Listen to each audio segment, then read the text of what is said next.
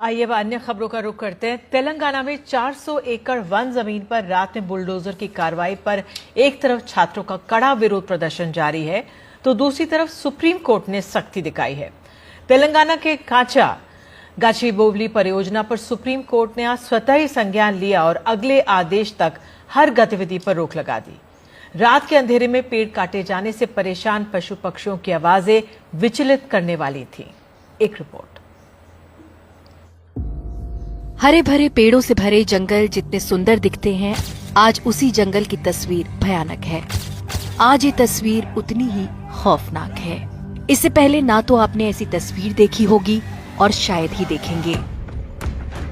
रात का धूप अंधेरा और इस धूप अंधेरे में एक घना जंगल। घने जंगल में बड़ी बड़ी लाइटें, तेज रोशनी, दूसरी तरफ एक के बाद एक कई बुलडोजरों का जमावड़ा, पेड़ों की कटाई वाली मशीनें, पूरी तैयारी जंगल से पेड़ों को काटने की है। रात के अंधेरे में पेड़ों को काटने के लिए इंसानों का जमावड़ा लगा तो पशु पक्षियों के घर में कोहराम मच गया। ये बिल्कुल वैसी ही आवाजें हैं जब किसी का बना बनाया घर टूटता है। ये तो जंगल है और यहाँ बसेरा जंगली जानवरों और पशु पक्षियों का है। ये खबर जंगल की आग की तरह फैल गई और कई सोशल मीडिया साइट्स पर छा गई। वीडियो इतना वायरल हो गया कि इसका शोर संसद भवन तक पहुंच गया। एक दुर्भाग्यपूर्ण घटना हैदराबाद में घटी। मुझे समझ में नहीं आया कि ऐसे क्या पेड़ों से दुश्मनी थी कि रात को बड़े भारी संख्या में लाइट लगाकर और बड़ी भारी संख्या में सारे बुलडोजर लगा करके और बड़ी संख्या में 400 पेड़ों को काटा गया।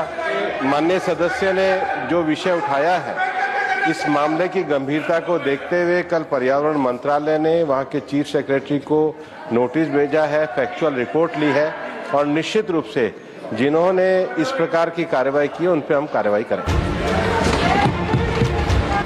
इस वीडियो ने लोगों के दिल को झकझोर कर रख दिया है। दरअसल ये वीडियो तेलंगाना के हैदराबाद शहर के बीचों बीच पौष इलाके गचिबौली के पास एक जंगल का है। अब जानिए कि ये जंगल कहाँ है और क्यों काटा जा रहा है। हैदराबाद के बीच में करीब 400 एकड़ एरिया में कांचा जंगल स्थित है, जो एक ग्रीन लैंड है। इसमें बहुत सारे पेड़ पौधे हैं जो कई जीव जंतुओं और चिड़ियाओं का आशियाना है। कांचा जंगल को हैदराबाद का फेफड़ा भी कहा जाता है। बताया जा रहा है कि जंगल को काटकर यहाँ पर इमारतें बनाई जाएंगी। विकास प्राधिकरण ने इस जंगल को काटने के लिए छुट्टियों का समय चुना।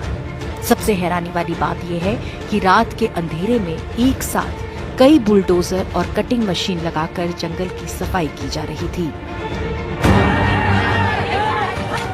पेड़ों की कटाई का ये वीडियो सोशल मीडिया पर आग की तरह फैला तो स्थानीय लोगों का विरोध शुरू हो गया।